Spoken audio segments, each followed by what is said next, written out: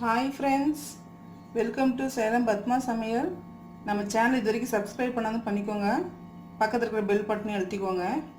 இன்றைக்கி நம்ம என்ன பார்க்க போகிறோன்னா சேமியா பாயசம், கொஞ்சம் ஸ்பெஷலு.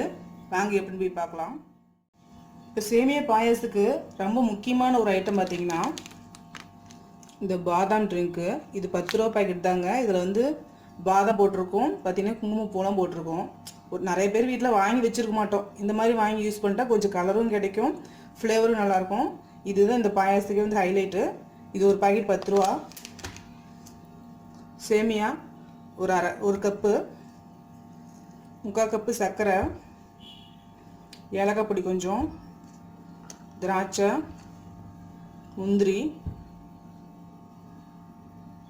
பால் வந்து நான் 6 லிட்டர் காய்ச்சி வச்சுருக்கேன். இப்போ பாருங்கள், ஒரு பேன் வச்சுருக்கேன் நான்.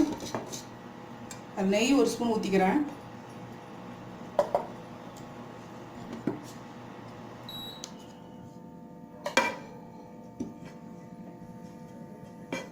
ஃபஸ்ட்டு முந்திரி வறுத்துக்கிறேன்.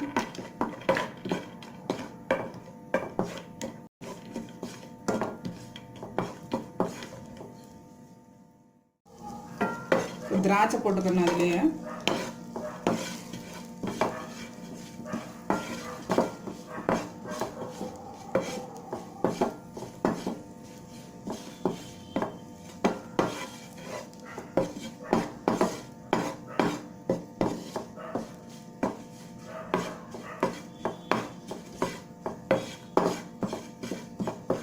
தனியாக எடுத்து வச்சுக்கலாம்.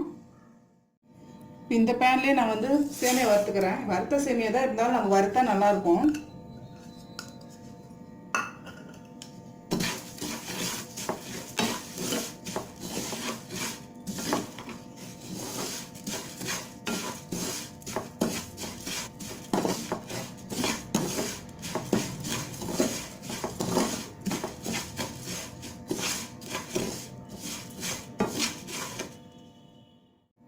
இப்போ பாருங்கள், சேமியா வறுபட்டுருச்சு.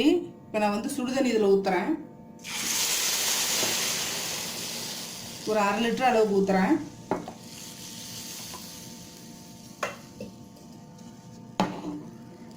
சேமியா நல்லா வேகணும். இப்போ பாருங்கள், சேமியா நல்லா வெந்துருச்சு. இப்போ நான் பால் ஊற்றுறேன்.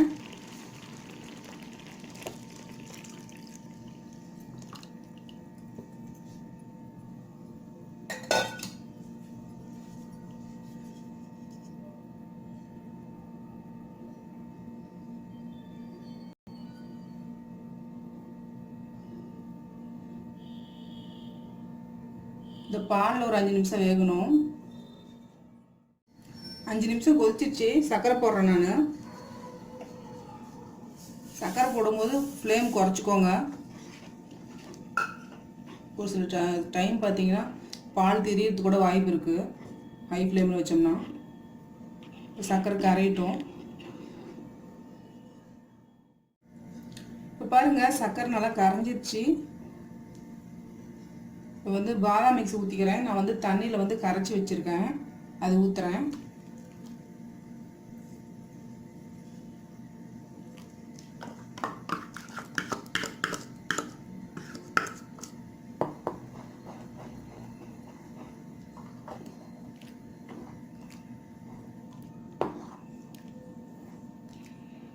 இது ஒரு கொதி வரணும்.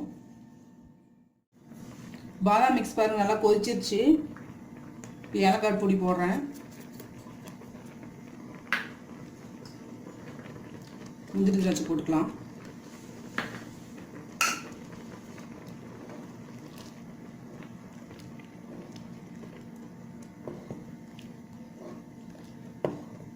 அவ்வளோதாங்க, நம்ம சேமியா பாயாசம் ரெடிங்க. பாருங்க, நம்ம செஞ்ச சேமியா பாயாசம் ரெடி ஆயிடுச்சுங்க. நல்லா டேஸ்ட்டாக இருக்கும். மறக்காமல் ட்ரை பண்ணி பாருங்கள். இந்த வீடியோ உங்களுக்கு பிடிச்சிருந்தா லைக் பண்ணுங்கள், ஷேர் பண்ணுங்கள், கமெண்ட் பண்ணுங்கள்.